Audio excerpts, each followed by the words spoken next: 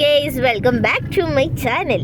അപ്പൊ ഞങ്ങളുടെ ഇന്ന് ഏഴാറ്റുമുഖത്തേക്ക് പോവാന്ന് വിചാരിച്ചിട്ടാ. വാപ്പിച്ചിനെ കൊറേ വിളിച്ചിട്ടുണ്ട്, വാപ്പിച്ച് വന്നില്ല. കരാട്ട ക്ലാസ് ഉണ്ടെന്നും പറഞ്ഞു. പിള്ളേർക്ക് ഇന്ന് ക്രിസ്മസ് ആയിട്ട് പോലും വാപ്പിച്ച് ലീവ് കൊടുത്തില്ല, പാവം.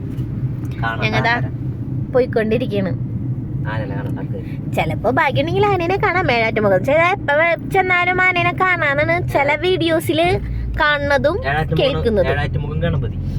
അതെ, ഇപ്പതാ ഞങ്ങ അങ്ങോട്ട് പോയിക്കൊണ്ടിരിക്കണ്.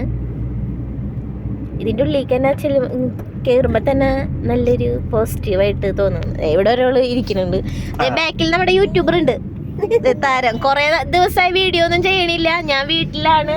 പിന്നെ അത് മാത്രല്ല, ഫോണ് വീണ്ടും എറിഞ്ഞ് പൊട്ടിച്ച്, അതുപോലെ തന്നെ ഡിസ്പ്ലേ പോയി ഇപ്പൊ വീണ്ടും ശരിയാക്കി കൊണ്ടിരിക്കണ്. അപ്പൊ ഞങ്ങതാ ഇങ്ങനെ പോയിക്കൊണ്ടിരിക്കണ്. തുമ്പൂർ മൊഴിക്ക് പോയിട്ടുണ്ടായിരുന്നു, ഞങ്ങ ഉണ്ടായിരുന്നില്ല കേട്ടാ.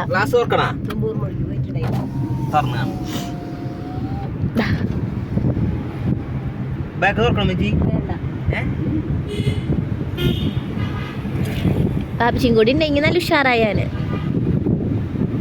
ഇതിന്റെ വളവിന്റെ പേരെന്തിട്ടാണ് പറഞ്ഞ? ചക്രപാണി വളവാ.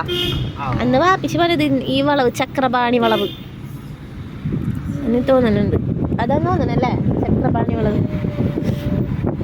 നല്ല കാറ്റാ, നല്ല രസമുണ്ട് കാണാൻ. അതെ, കുഞ്ഞിന് ഇങ്ങനത്തെ കാര്യങ്ങളൊക്കെ ഭയങ്കര ഇഷ്ടാ.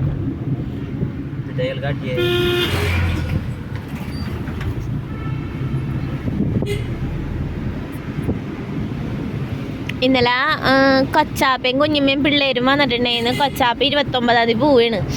അപ്പോൾ അവർ വന്നപ്പോൾ ഉച്ചക്കത്തെ ഫുഡൊക്കെ കഴിഞ്ഞ് അവർ തുമ്പൂർ മൊഴിയിൽ പോയി. തുമ്പൂർ മൊഴിയിൽ ഇപ്പം വെള്ളമൊന്നുമില്ല എന്നാണ് പറഞ്ഞത്. പിന്നെ ബട്ടർഫ്ലൈ ഗാർഡനും ഇല്ല, ഒന്നുമില്ല.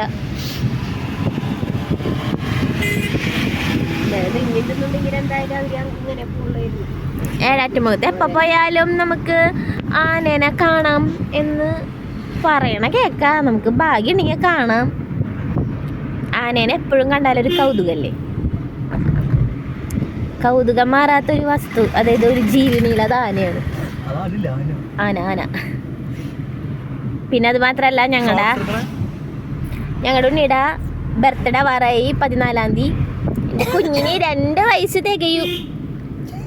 അല്ല ഉണ്ണി,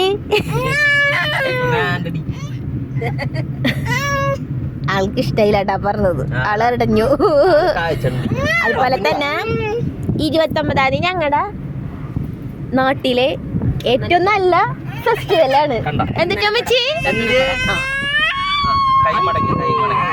പക്ഷെ ചന്ദനക്കട ഇവിടെ ഒരാൾ കരച്ചിലായിട്ടാ.